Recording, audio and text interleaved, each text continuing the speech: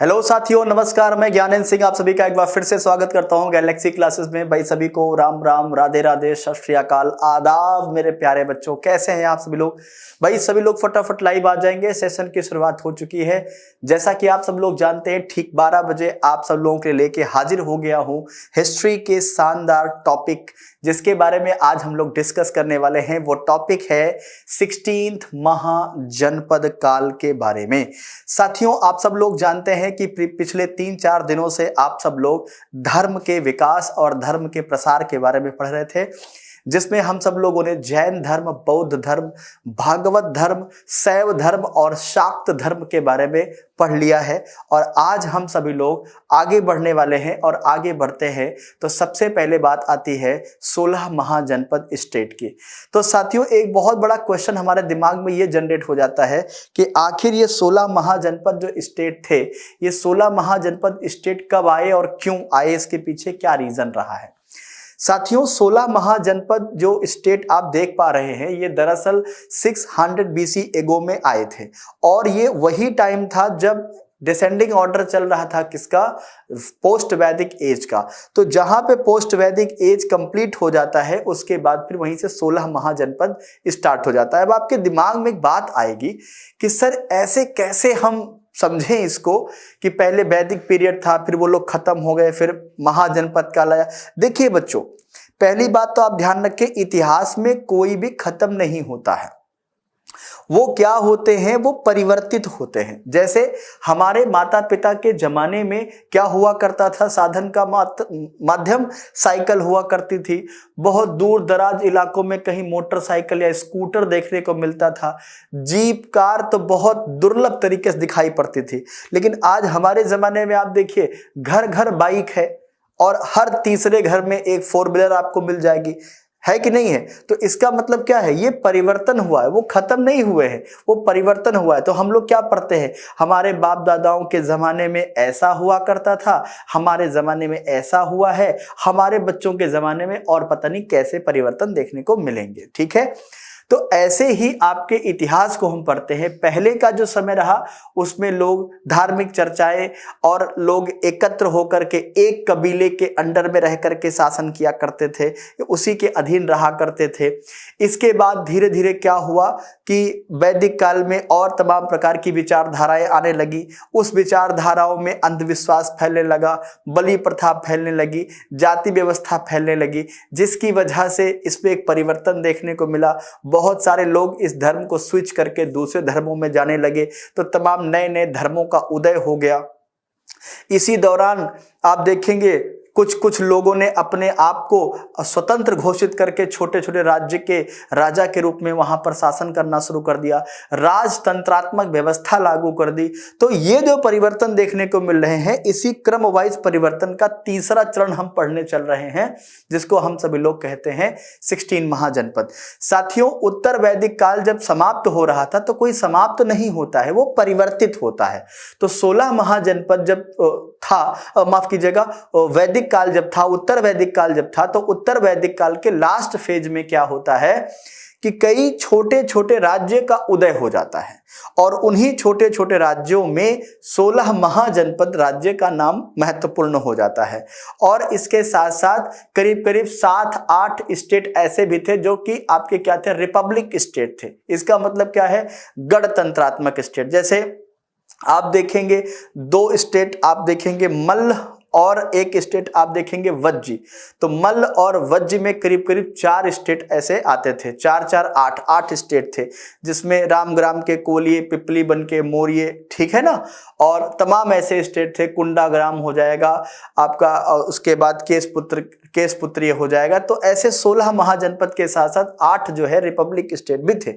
लेकिन आज हमारे लिए सबसे जो महत्वपूर्ण टास्क है वो ये है समझना कि 16 महाजनपद का उदय कैसे हुआ, कहां से हुआ। तो 16 महाजनपद यहां पे आज आपके सामने हम लेके आ रहे हैं 16 महाजनपद। तो 16 महाजनपद ये थे। तो साथियों, आज हम इसके बारे में बात करने वाले हैं। सबसे पहले मैं एक छोटा सा रेफरेंस ले लेता हूं आपका। पहला रेफरेंस आता है जैन ग्रंथ। पहला रेफरेंस आता है जैन ग्रंथ, जिसका नाम है भगवती सूत्र। भगवती सूत्र।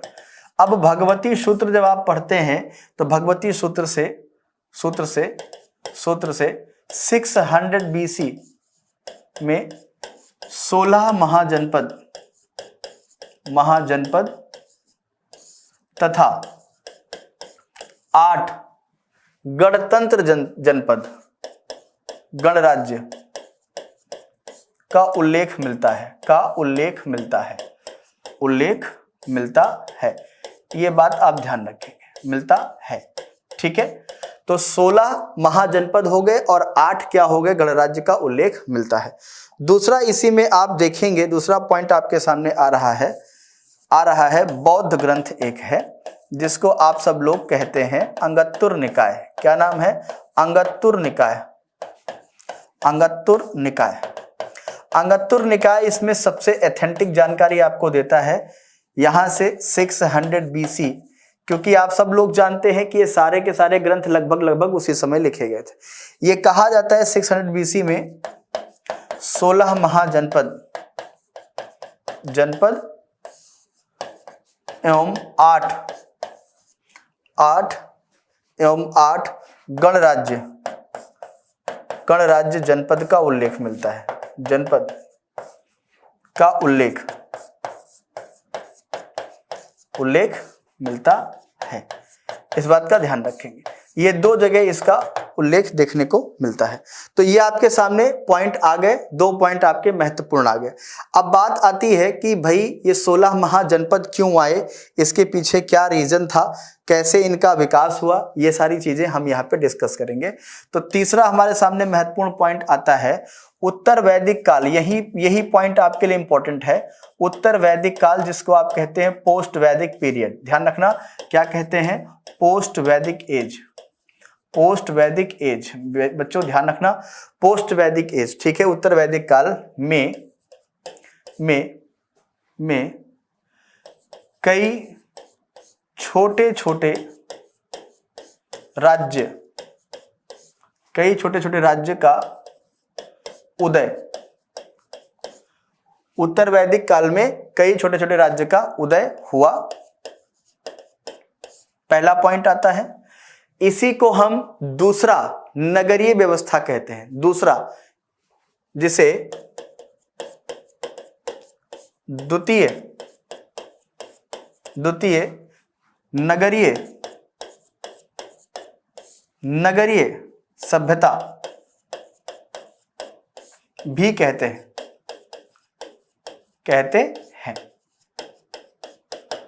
ठीक है, इसे क्या कहते हैं? द्वितीय नगरीय व्यवस्था भी इसको हम कहते हैं। उत्तर वैदिक काल में कई छोटे राज्य का उदय हुआ जिसे द्वितीय नगरीय सभ्यता भी कहते हैं। ठीक है ना। और एक बात ध्यान रखना, उत्तर वैदिक काल में ही आप देखेंगे पक्के मकान बनने शुरू हो गए थे, लोहे की खोज हो गई थी, तो इससे क्या हुआ था, उनको हल वगैरह बनाने में बड़ी सुविधाएं हो गई थी। इसके पहले क्या होता था, तांबे के अमूमन इस्तेमाल किए जाते थे वैदिक काल में भी, क्योंकि वैदिक काल में 2 टाइम आता है ना, एक वैदिक काल और एक पोस्ट वैदिक काल। तो जो पोस्ट वैदिक एज आता है उसमें लोहे की खोज हुई थी, इसके पहले नहीं हुई थी साथियों।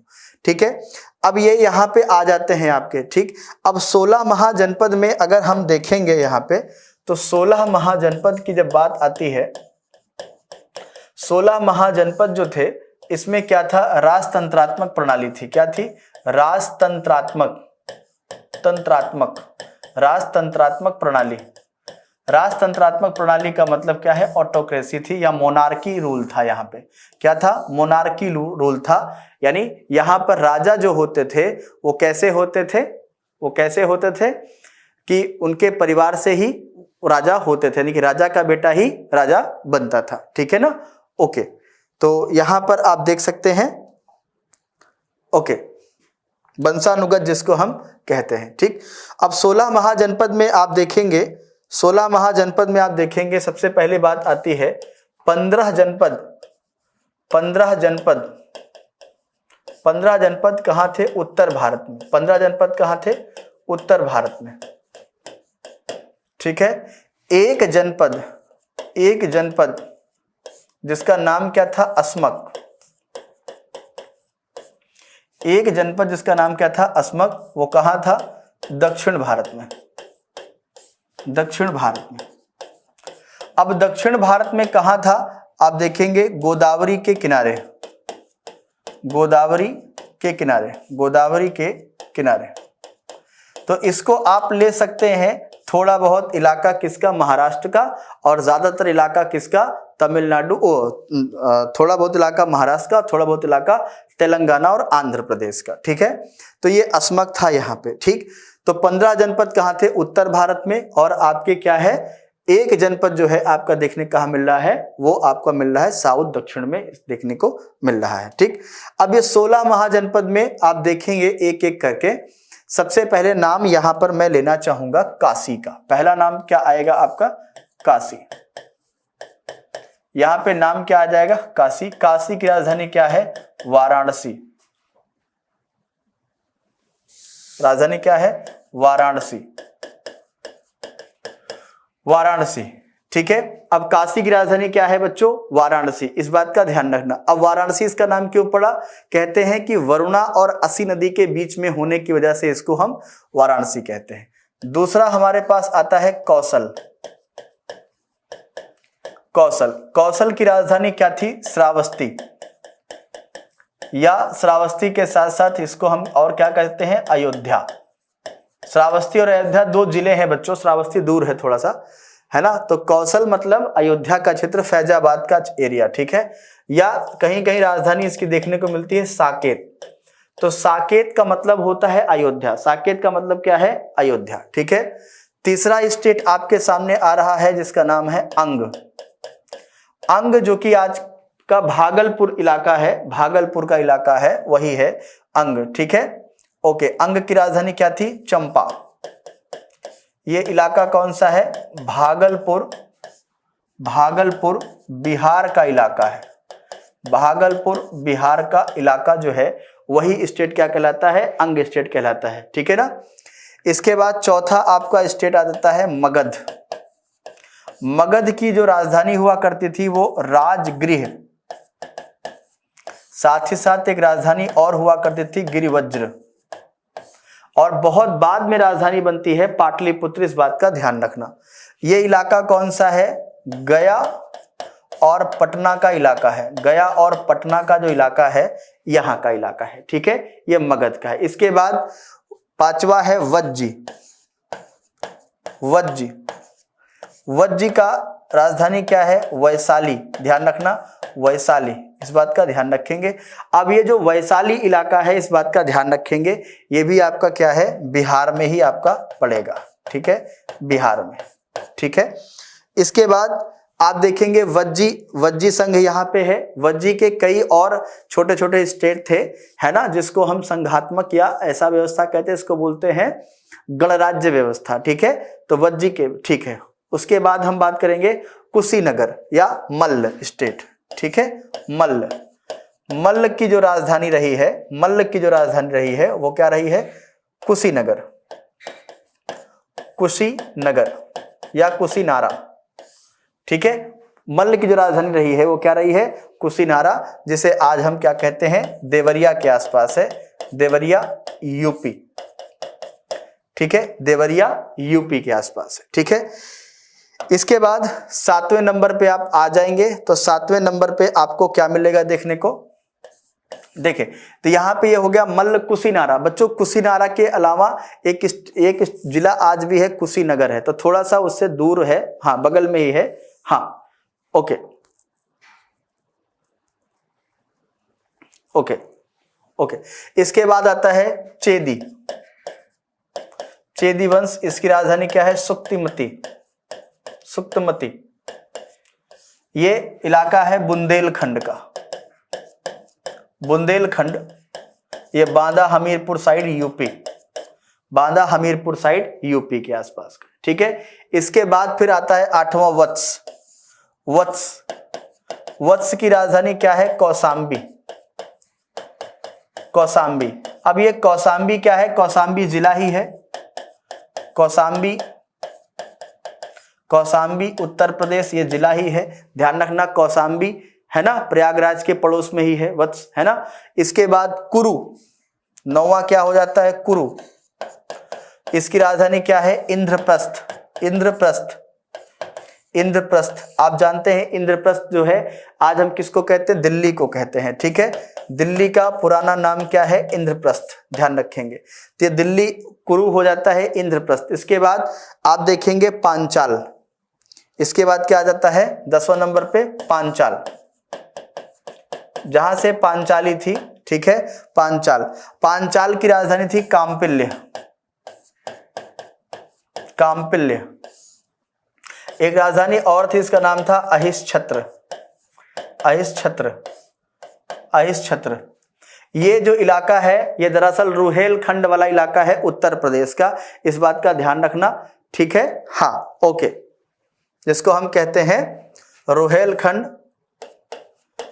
रुहेलखंड यूपी। रुहेलखंड मतलब ये जो आपका साइड है, क्या कहते हैं, ये शाहजहांपुर के ऊपर जब आप निकलेंगे, शाहजहांपुर से ऊपर आप जाएंगे फर्रुखाबाद साइड में, ये पूरा इलाका वेस्टर्न यूपी का ये आपका पांचाल हो जाता है, ठीक है ओके। तो इसके बाद हम 11वें नंबर पे चलते हैं। तो पांचाल की राजधानी क्या है, एक काम्पिल्य और एक क्या है अहिष्छत्र, ये दो राजधानियां यहाँ पे हो जाती हैं। इसके बाद मत्स्य, मत्स्य ये है विराटनगर, विराटनगर। साथियों ये विराटनगर का जो इलाका है ये राजस्थान में पड़ता है, इस बात का ध्यान रखेंगे, जिसे आज हम क्या कहते हैं जयपुर का क्षेत्र, जयपुर, जयपुर राजस्थान का जो क्षेत्र है वो है आपका मत्स्य का स्टेट, ठीक है।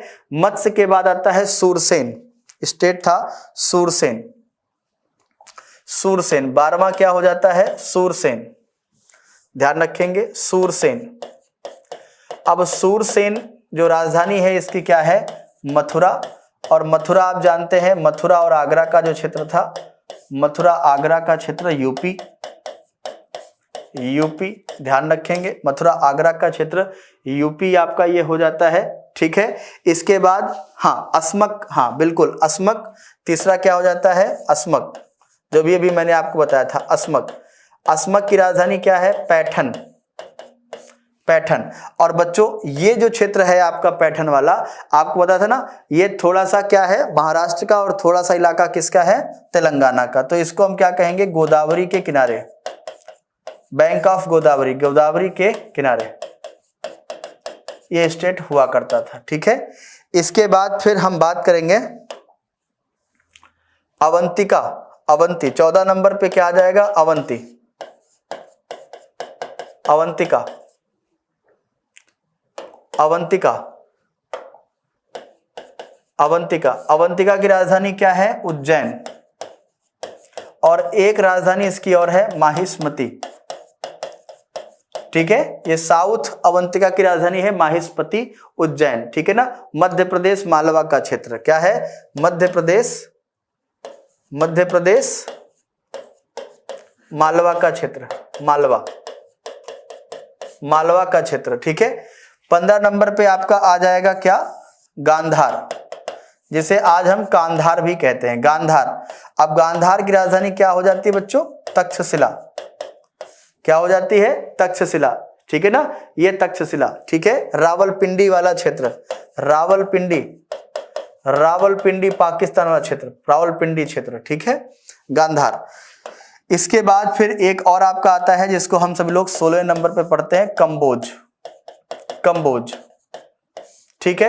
अब कंबोज जो कि आज आपका कश्मीर का इलाका है, ठीक है ना, हाँ राजापुर या हाटक, हाटक या राजापुर या राजपुर ऐसा करते हैं, ठीक है। ये इलाका कौन सा जम्मू कश्मीर का यानी वेस्टर्न आप कह सकते हैं हिंदू कुश का एरिया, ठीक है ओके।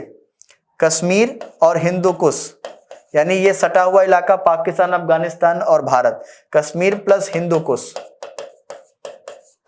तो इस तरीके से आप देख सकते हैं कि 16 महाजनपद आपके हो जाते हैं। अब इस 16 महाजनपद में अगर आप देखें तो आप देखें तो पहला तो पॉइंट ये एक देखेंगे आप यूपी में कितने हैं, ये कभी कभी आपसे क्वेश्चन पूछता है कि यूपी में कितने जनपद हैं, तो यहीं से काउंट कर लीजिए। मथुरा का 1 हो जाएगा, 2 हो जाएगा, 3 हो जाएगा, 4 हो जाएगा, 5 हो जाएगा, ठीक है 5 हो गया, 5 हो गया, 6 हो गया, 7 हो गया। तो 7 स्टेट आपको कहाँ देखने को मिल रहे हैं उत्तर प्रदेश में, है ना। 8 है शायद, 1 2, 2 के बाद 3 4 5 6 7 7 ही है। अच्छा ठीक है, 7 स्टेट्स हैं आपके जो कि उत्तर प्रदेश में पड़ते हैं। ठीक है, okay okay okay okay okay. ये जयपुर का इलाका भी उस जमाने में यूपी में रहा होगा। ठीक है ठीक है। अच्छा हाँ, ये कुरु जो इंद्रप्रस्थ दिल्ली वाला है ना, इसको लेके 8 है, क्योंकि दिल्ली ही नहीं है, ये दिल्ली अब पड़ा है। ये इंद्रप्रस्थ का इलाका जो है ये मेरठ में था, ध्यान रखना, ये मेरठ, ये यूपी है। वही तो मैं कहूं टोटल 8 स्टेट ऐसे थे जो यूपी में थे साथियों, ध्यान रखना। ठीक है ना, 8 जनपद जो थे, यहाँ पे पॉइंट आ जाता है, 8 जनपद जो है वो कहाँ थे, 8 जनपद यूपी में थे, यूपी में थे साथियों, ध्यान रखना। ये जो आप देख पा रहे हैं ना कुरु वाला, तो ये कुरु जो इंद्रप्रस्थ है ये आज इसका नाम है, लेकिन ये जो मेन था इंद्रप्रस्थ का इलाका कुरु का, है ना, हस्तिनापुर वगैरह, ये कहाँ था बच्चों, मेरठ और सहारनपुर का एरिया था। ठीक है, और आगे चल के ये फैल के कहाँ हो गया, दिल्ली तक हो गया। ठीक, हाँ बिल्कुल। तो कितने स्टेट हो जाएंगे यूपी में, 8 स्टेट हो जाएंगे जो कि महाजनपद थे ये। ठीक है, ओके। अब इन 16 महाजनपद स्टेट में अगर आप देखें तो ये सभी के सभी आपस में क्या हुए थे, पोस्ट वैदिक एज के बाद अपने आप को फ्री करके अलग अलग क्षेत्रों पे शासन करने लगे थे। अब इसमें क्या हुआ कि जो सबसे पावरफुल स्टेट बना, वो पावरफुल स्टेट कौन बना अपने आप में, वो बना मगध। मगध क्यों बना पावरफुल, इसके पीछे रीजन क्या है। आप कहेंगे सर, जैसे मैं एक छोटा सा एग्जांपल लूं, जब पृथ्वी बनी होगी, ठीक है, तो जरूरी तो नहीं है कि पृथ्वी का हर हिस्सा एक साथ बन गया होगा। इसी प्रकार से जब आदिमानव हमारे पृथ्वी पर पले बढ़े, उनमें डेवलपमेंट हुआ, तो यह भी जरूरी नहीं है कि हर देश के आदिमानव एक साथ डेवलप हो गए। जहां के आदिमानव डेवलप हुए, उन्होंने नए नए कीर्तिमान रचे। आज भी आप देखेंगे बहुत सारे देशों में आज भी ऐसी पुरानी जनजातियां हैं जो 50-50, 60-60 हजार साल पुरानी जनजातियों के साथ के समान रहती हैं आज भी। भारत में छोटा सा एग्जांपल ले लें इसका, अंडमान निकोबार में जारवा, सेंटलीज, सोमपेन, ये 3 जनजातियां ऐसी हैं जो लगभग 50 से 60 हजार साल पुरानी हैं, आज भी हैं, और उसी तरीके से रह रही हैं जैसे हमारे पूर्वज आज के 50-60 हजार साल पहले रहा करते थे। आज हम डेवलप हैं, लेकिन वो डेवलप नहीं है विज्ञान के दृष्टिकोण से देखें तो ठीक इसी तरीके से ये 16 महाजनपद आज आप देख पा रहे हैं, इसमें सबसे पावरफुल कौन हुआ, मगध हुआ। तो मगध अपने आप पावरफुल नहीं हुआ, उसके पीछे कई कारण थे। नंबर 1 कारण कि मगध जिस इलाके में था वहां पर बहुत सारी नदियां बहती हैं, और आप सब लोग जानते हैं कि आज भी, आज से 2-2.5 हजार साल पहले की बात नहीं कर रहा हूं, आज भी भारत के 50% से ज्यादा इलाकों पे एग्रीकल्चर नदियों के पानी और नदियों के मिट्टी पर डिपेंडेंट हैं।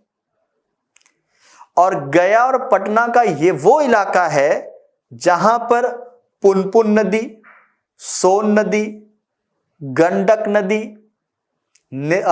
ऋजुपालिका नदी, गंगा नदी, और न जाने कितनी और नदियां हैं, कोसी से लेकर के सनकोसी, तुमरकोसी तक, ये पटना और गया और भागलपुर के इलाके में बहती हैं। उस एरिया को बहुत ज्यादा उपजाऊ बनाती हैं।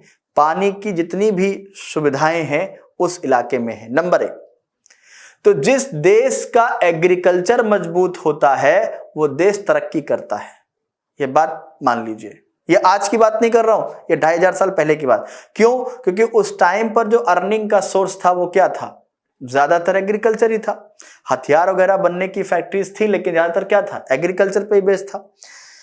अब साथियों यहां पर एक बात और समझना है, एक तो वहां पर नदियां थी, फर्टाइल जमीन थी, एग्रीकल्चर ढंग का होता था, एक तो ये डेवलपमेंट का कारण था।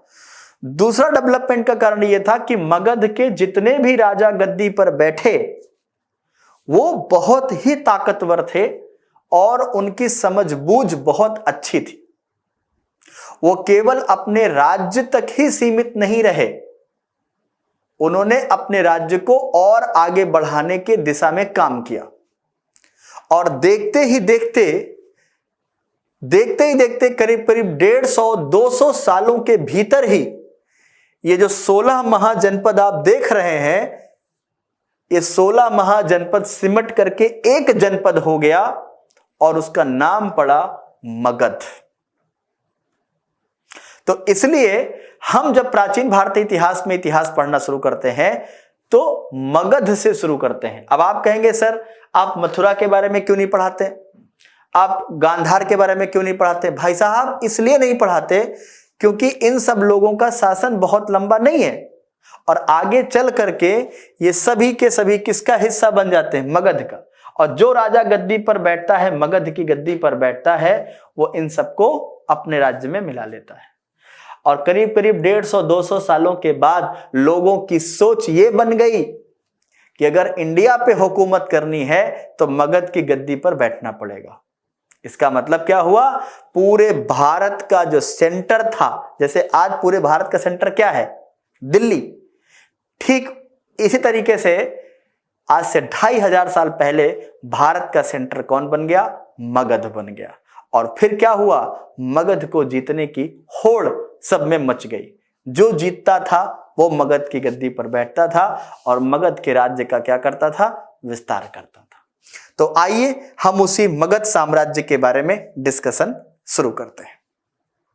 सबसे पहला यहां पे जनपद जो आपके लिए महत्वपूर्ण है वो है मगध साम्राज्य, मगध इंपायर, मगध साम्राज्य या मगध इंपायर।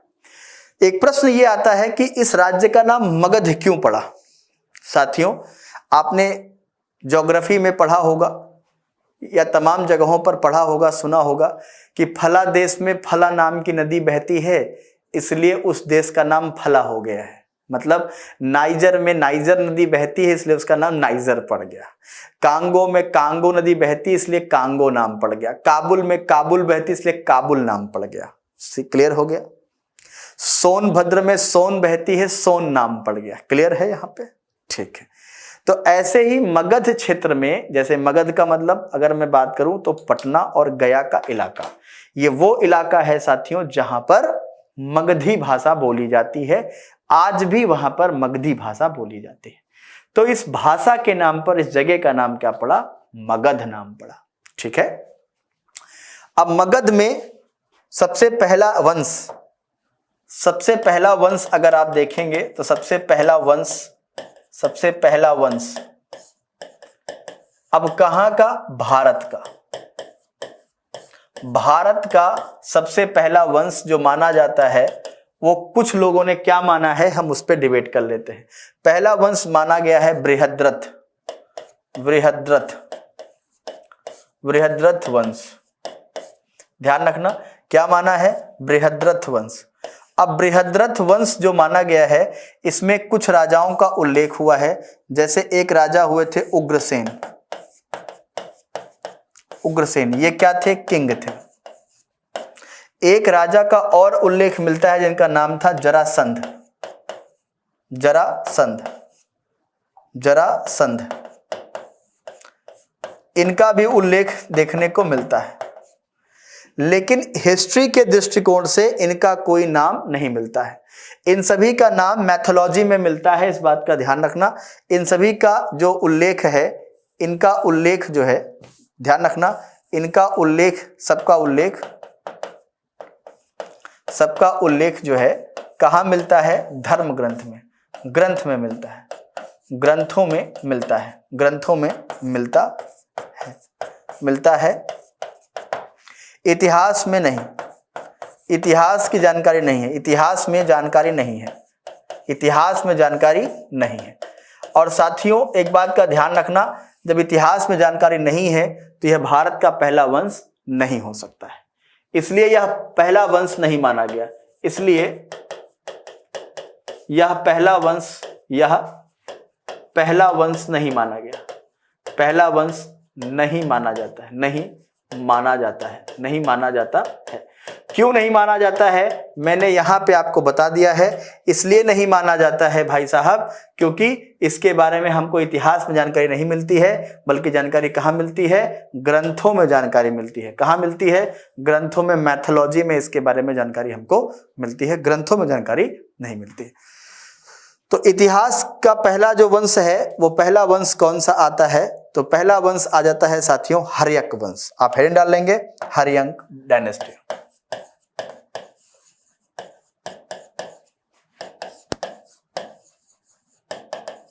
हर्यक वंश।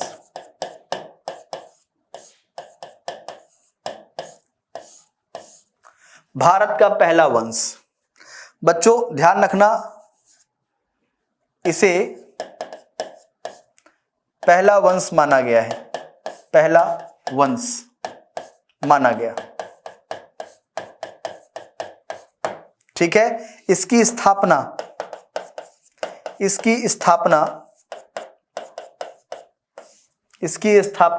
के बारे में एक क्वेश्चन आता है कि इसकी स्थापना कब हुई थी। ठीक है, तो बच्चों इसकी स्थापना 600 BC 600 BC एगो, 6वीं शताब्दी ईसा पूर्व में लगभग 542 BC में, 542 या 43 BC में हुई। 542 या 43 BC में इसकी स्थापना हुई थी। आपको थोड़ी सी जानकारी मैं देना चाहूंगा यहाँ पे, आप सब लोग एक बात का ध्यान रखेंगे, जब मैं मैप बनाऊं यहाँ पे आप समझिए, यहाँ पे आपके सामने क्या आ रहा है कि हर्यक वंश इसे पहला वंश माना गया, इसकी स्थापना 600 BC एगो में लगभग 543 ईसा पूर्व में हुई थी। ठीक है, और बच्चों एक पॉइंट लिख लो, फिर मैं आपको थोड़ा सा और आगे कुछ बताने वाला हूं। इसके जो फाउंडर थे वो कौन थे, बिंबिसार। कौन थे, बिंबिसार। कौन थे, बिंबिसार। ठीक है, इसके संस्थापक कौन थे, बिंबिसार। बिंबिसार, ध्यान रखेंगे ये कौन थे, बिंबिसार। ठीक है, ओके, तो बिंबिसार जो है साथियों, एक बात का ध्यान रखना, इसके संस्थापक हैं। लेकिन आपको एक छोटी सी जानकारी यहां पे मैं देना चाहूंगा, जानकारी आप सब लोग नोट कर लीजिए। देखिए, जैसे यहां पे एक छोटा सा स्टेट हुआ करता था मगध। अब आप कहेंगे सर छोटा कैसे था, बच्चों उस जमाने में छोटा ही था। इसके पूरब में आप जाएंगे तो पूरब में एक स्टेट था जिसका नाम था अंग। ठीक है, इसके साउथ वेस्ट में आप आएंगे तो यहां पे स्टेट था जिसका नाम था उज्जैन। इसके वेस्ट में आएंगे तो एक स्टेट था जिसका नाम था काशी। ठीक है, और इसके साउथ और इसके वेस्ट, नॉर्थ वेस्ट में जाएंगे तो यहां एक स्टेट था जिसका नाम था कौशल।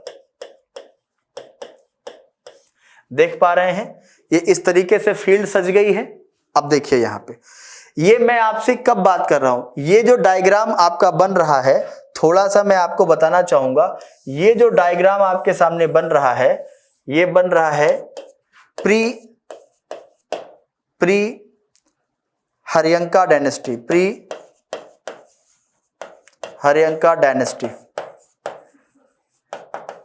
यानी हर्यक वंश से पहले। ये जो इमेज आपके सामने बना रहा हूं, ये हर्यक वंश की स्थापना से पहले की बात हो रही है। हर्यक वंश की जो स्थापना हुई थी उसके पहले की ये बात हो रही है। ध्यान रखना, ये हर्यक वंश से पहले, ध्यान रखना, हर्यक वंश से पहले की स्थापना की ये बात हो रही है। इस बात का सब लोग ध्यान रखेंगे। ठीक है ना, हर्यक वंश से पहले की स्थापना की ये बात यहाँ पे हो रही है, इस बात का ध्यान रखिए। अब यहाँ पे मैं बात करूं अंग स्टेट जो है, ध्यान रखना, ये अंग स्टेट जो है, यहां का एक राजा था जिसका नाम था ब्रह्मदत्त। ये ब्रह्मदत्त यहां पे क्या था, किंग था। ध्यान रखना, मैं यहां पे आपके सामने पूरा सजा रहा हूं, इसको आप समझिए। यहां का राजा कौन था, ब्रह्मदत्त। ठीक है, उज्जैन में आप देखेंगे यहां का राजा कौन है, चंडप्रद्योत। चंडप्रद्योत। ठीक है, और कौशल में जो राजा थे इनका नाम था प्रसेनजीत। क्या नाम था, प्रसेनजीत। ध्यान रखना, यहां के जो राजा थे वो कौन थे, प्रसेनजीत। ये फील्ड सज गई आपके सामने, बोलो फील्ड सज गई, कोई दिक्कत तो नहीं किसी को? ठीक है। अब काशी में कौन राजा थे? अमूमन उनको काशीराज कहा जाता था, इतिहास में काशीराज नाम मिलता है।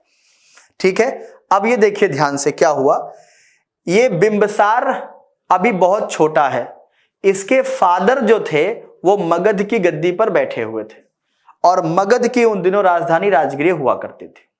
ठीक है।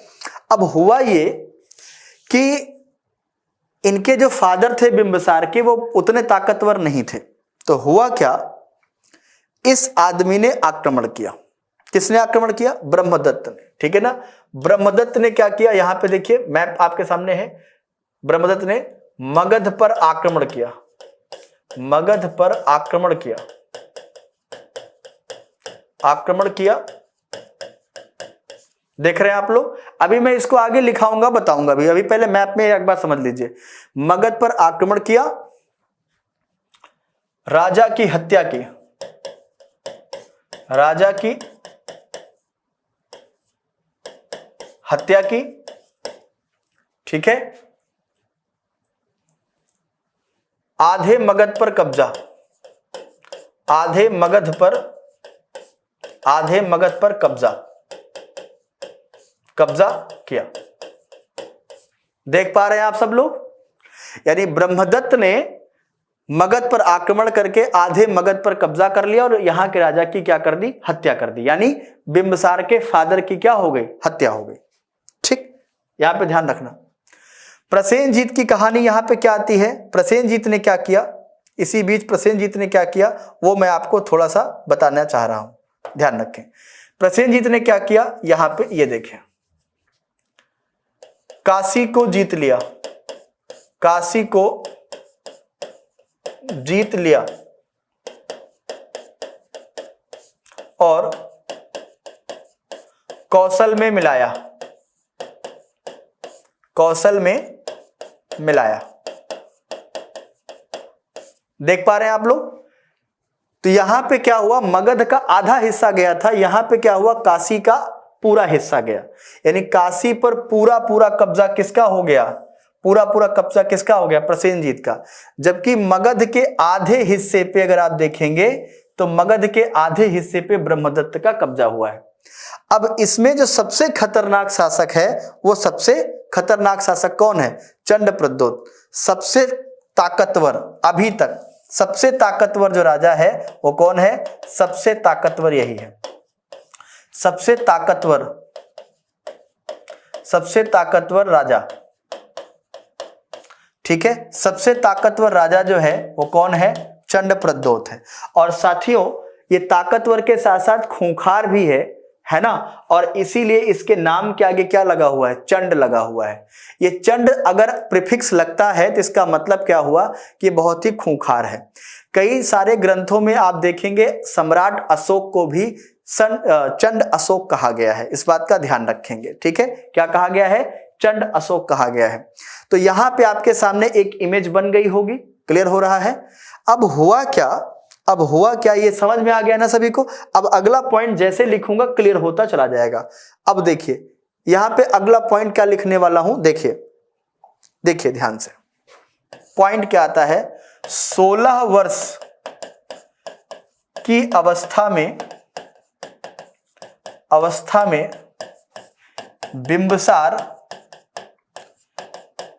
बिंबिसार वही है ना, मगध के राजा का बेटा। हाँ, 16 वर्ष की अवस्था में बिंबिसार मगध की गद्दी पर बैठा, मगध की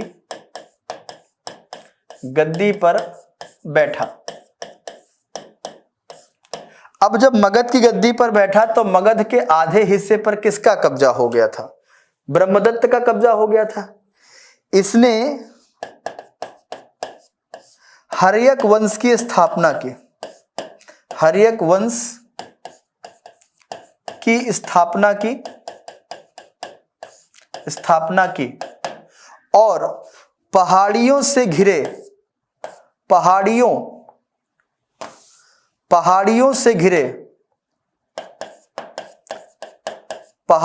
से घिरे, तीन तरफ पहाड़ियों से घिरा था, पहाड़ियों से घिरे गिरिवज्र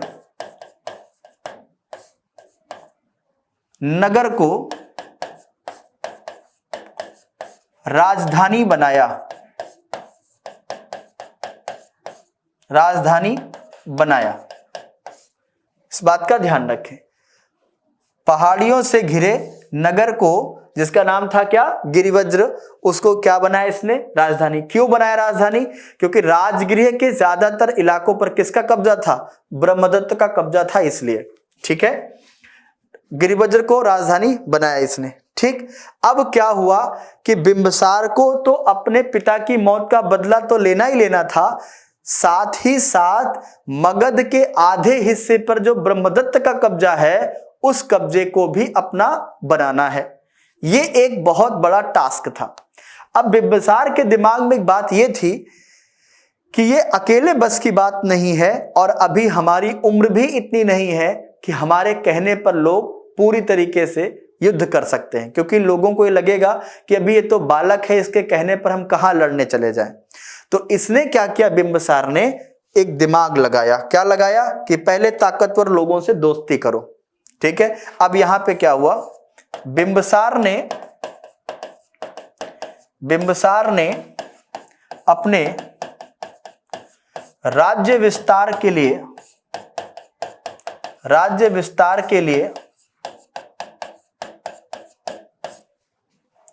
शक्तिशाली राजाओं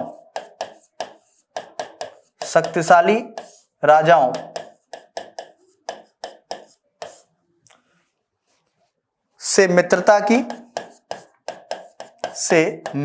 की तथा वैवाहिक संबंध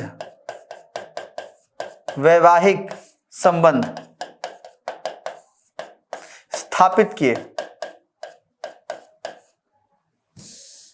वैवाहिक संबंध स्थापित किए।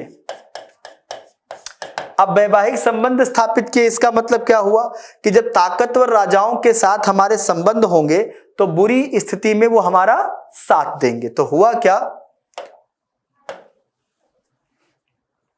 बिंबिसार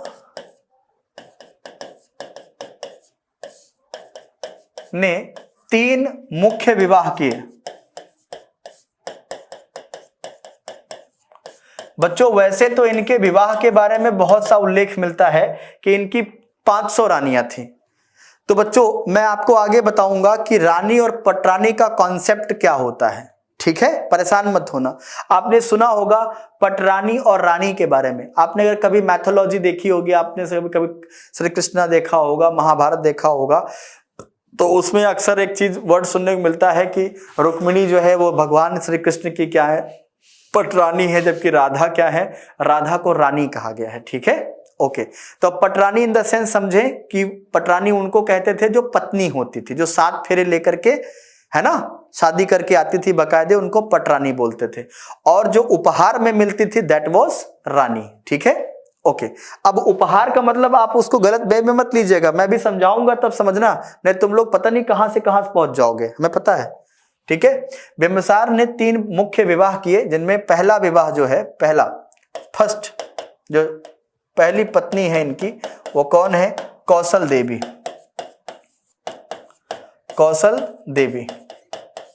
पहली पत्नी कौन है, कौशल देवी।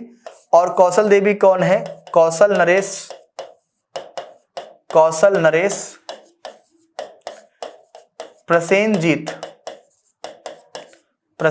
की बहन।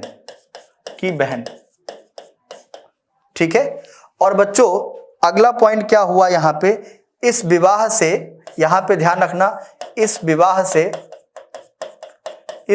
से बिंबिसार को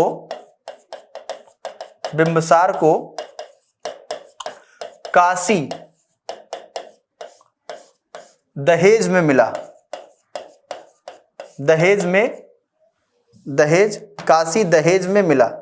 काशी दहेज में मिला। इस बात का ध्यान रखेंगे। यानी इस विवाह से क्या हुआ, बिंबिसार को काशी स्टेट क्या मिल गया, दहेज में मिल गया। अब बच्चों क्या हुआ, उस समय काशी की जो एनुअल इनकम थी, ये आपसे पूछे कि इसकी वार्षिक आय जो थी, एनुअल इनकम जो थी इसकी उस टाइम पर 1,00,000 रुपए थी। 1,00,000 रुपए, ध्यान रखना उस समय इसकी इनकम क्या थी, 1,00,000 रुपए। अब बच्चों इससे बेनिफिट हुआ बिंबिसार को कि नहीं? पहला बेनिफिट, एक ताकतवर राजा से दोस्ती, वैवाहिक संबंध। दूसरा, काशी जैसा स्टेट मिलना, इसका मतलब एरिया मिल गई।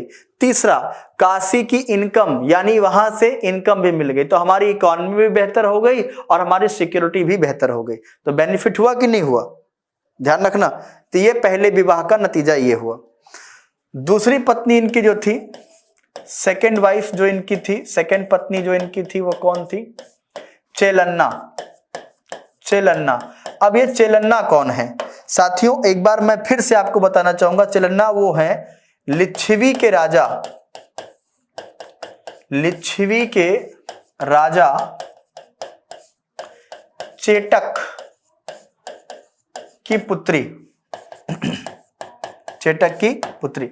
साथियों आपको याद होगा जैन धर्म में भगवान महावीर का नाम आता है, तो भगवान महावीर की जो माता थी त्रिशला देवी, वो कौन है? चेटक की बहन थी। चेटक की क्या थी? बहन थी। और इसकी पत्नी जो है वो कौन है? चेटक की, इसकी जो बेटी है, ध्यान रखना, चेटक की जो बहन है, चेटक की जो बेटी है, वो किसकी पत्नी है? बिंबिसार की, ध्यान रखना। ठीक है। अब इससे क्या हुआ, लिच्छवी के राजा चेटक की पुत्री से जब इसने शादी की तो इनके सेनाएं मिल गई, हथियार मिल गए, और बेनिफिट हो गया।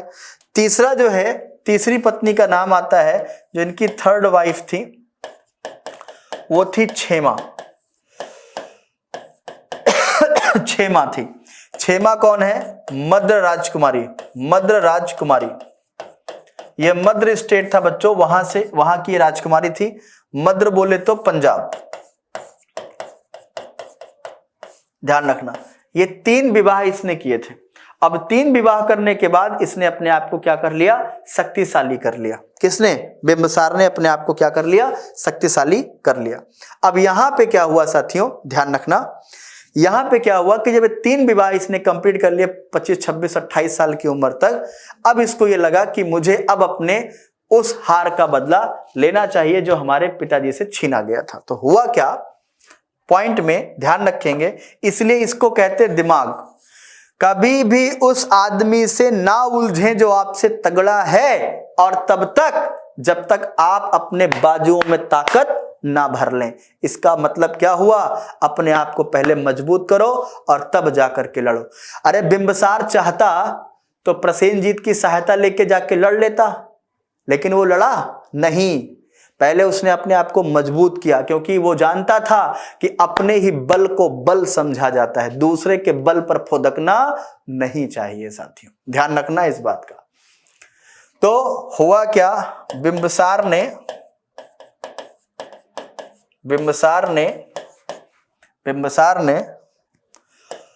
पहला आक्रमण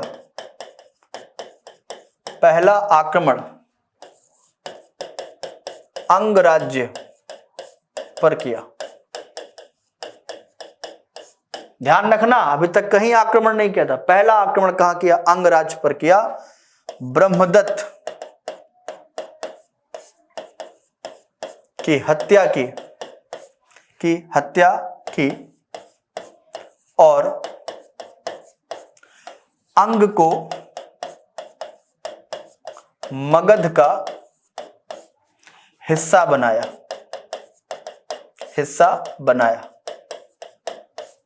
और अब क्या हो गया, महत्वपूर्ण पॉइंट स्टार लगा के लिख लेना मेरे प्यारे बच्चों। क्या हुआ, राजगृह राजधानी बनी। राजगृह क्या बनी? राजधानी बनी।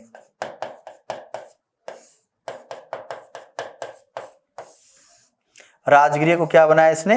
राजधानी बनाया। ये बात सभी को समझ में आ रही है? कोई डाउट तो नहीं है किसी को? समझ में आ रहा है, नहीं आ रहा है? आ रहा है ना समझ में? हाँ, तो राजगृह क्या बन गई? राजधानी बन गई साथियों। ठीक है, तो इस प्रकार से इसने क्या किया, बिंबिसार ने अपना एक्सपेंशन किया। अब यहां पे एक क्वेश्चन आप सभी से पूछा जाता है कि मगध के विस्तार की शुरुआत किसने की और अंत किसने किया। यहां पे मैं आपको थोड़ा सा समझाना चाहूंगा बच्चों। ये क्वेश्चन आपसे पूछा जाता है परीक्षाओं में, यहां पे साइड में नोट कर लेना। मगध के मगध के विस्तार यानी expansion of Magadh was start by Bimbisara. Magadh के विस्तार की शुरुआत, मगध के विस्तार की शुरुआत बिंबिसार ने अंग को जीतकर की, अंग को जीतकर की। ठीक है ना? ओके, मगध के विस्तार की शुरुआत, ध्यान रखना, मगध के विस्तार की शुरुआत बिंबिसार ने अंग को जीतकर की। ठीक है, ओके। अब दूसरा पॉइंट यहां पे क्या आता है, मगध के विस्तार का अंत, मगध के विस्तार का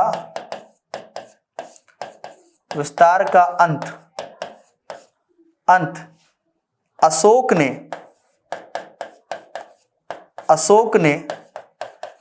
कलिंग को जीतकर किया, कलिंग को जीतकर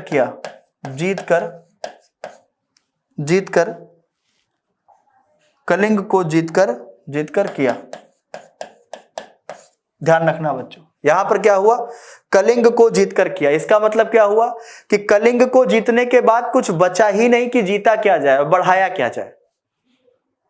यानी उत्तर से लेकर दक्षिण तक, पूरब से लेकर पश्चिम तक, यानी कश्मीर से लेकर के तमिलनाडु तक, तमिलनाडु नहीं कर्नाटका तक, कर्नाटक मतलब मैसूर, हाँ, कश्मीर से लेकर के कर्नाटक तक और बंगाल से लेकर के, बंगाल ध्यान रखना असम नहीं, बंगाल से लेकर के ईरान तक अगर कोई था तो केवल और केवल कौन था, मौर्य साम्राज्य, अशोक का साम्राज्य, और कुछ बचा ही नहीं बीच में जीतने के लिए।